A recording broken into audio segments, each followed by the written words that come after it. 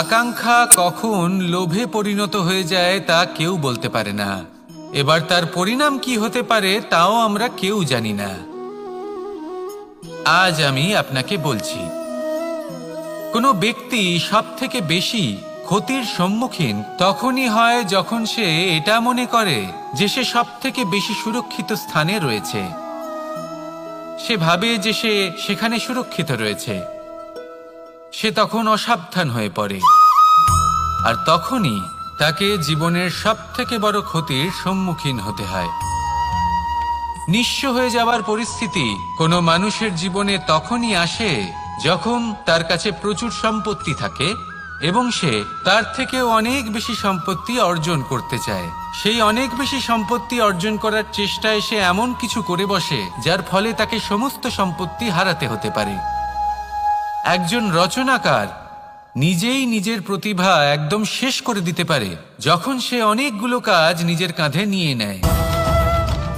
একটা গুরুত্বপূর্ণ কথা সবসময় মনে রাখবেন, আজ আপনি যেখানেই থাকুন না কেন, যেমনই যে কোনো স্থানেই থাকুন না কেন, এর পেছনে আপনার আকাঙ্ক্ষার একটা বিশাল ভূমিকা রয়েছে। কিন্তু মনে রাখবেন, আপনাকে শিখতে হবে যে কখন আর কিভাবে নিজের উচ্চাকাঙ্ক্ষাগুলিকে লাগাম পরাতে হবে, কারণ এটা অত্যন্ত আবশ্যক। তাই আসুন আর আমার সাথে ভালোবেসে বলুন, রাধা রাধা। সংসারের বিভিন্ন ক্ষেত্রে আপনি অনেক কিছুই দেখতে পাবেন, যে কোনো খেলা, কোনো নাটক দেখতে পাবেন, কেউ কোনো খেলা খেলছে তা দেখতে পাবেন, আর দর্শকগণ এই দেখে অত্যন্ত আনন্দ লাভ করেন, হাততালি দিতে থাকেন, প্রশংসা করতে থাকেন, নিজের অন্তরের উৎসাহ প্রকাশ করতে থাকেন। কি দেখে করেন? সেই সমস্ত খেলোয়াড়দের দেখে করেন যারা এই খেলাটা খেলছে, তাই না?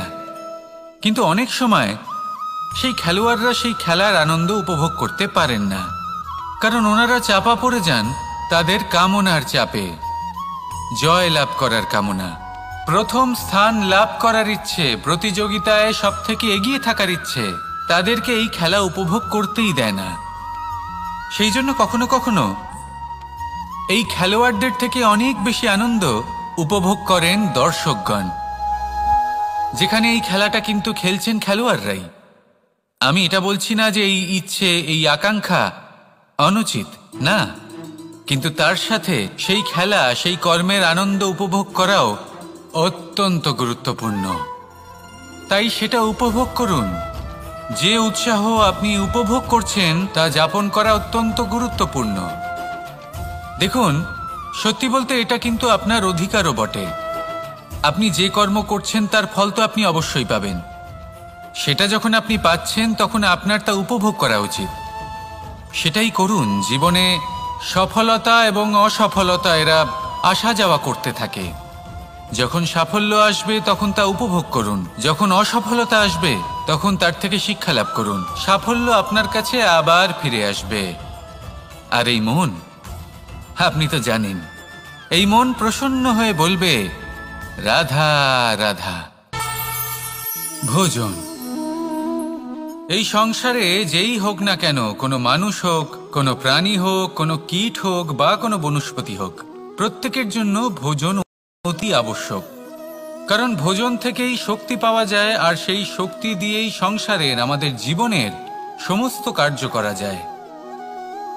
এবার এমন এক ধরনের শক্তি হয় যা শীতের ঋতুতে সূর্য থেকে আমরা পেয়ে থাকি, আর আরেক ধরনের উত্তাপ হয় যা দিয়ে ভোজন রান্না করা হয়, সুস্বাদু নানান ধরনের ভোজন। এবার অত্যন্ত গুরুত্বপূর্ণ হলো যে ব্যক্তি সেই ভোজন বানাচ্ছেন তার মানসিক পরিস্থিতি এবং সেই ব্যক্তি যিনি ভোজন গ্রহণ করছেন তার মানসিক অবস্থা। যখনই আপনি ভোজন বানাচ্ছেন তখন ভালোবাসার সাথে কাজটা করুন, ধন্যাত্মক ভাব নিয়ে, সৎ ভাবনার সাথে। কারণ আপনার এই মানসিক স্থিতি শক্তির আকারে সেই খাদ্যের সাথে মিলে মিশে যায়। আর যখনই আপনি ভোজন গ্রহণ করছেন তখন সদ্ভাবনার সাথে, প্রসন্নতার সাথে গ্রহণ করুন, ধন্যাত্মক ভাব নিয়ে।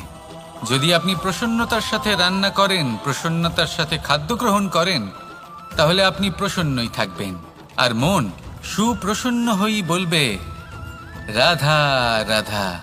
কখনো কোনো চাতক পাখিকে দেখেছেন? কথায় আছে যে বছরে মাত্র একবার সে তার তৃষ্ণা মিটিয়ে থাকে, আর তাও আকাশে ভেসে থাকা মেঘের দ্বারা ঘটানো বৃষ্টির জলের ফোঁটা থেকে। আর কোথাও থেকে সে তার তৃষ্ণা পূরণ করে না। সারা বছর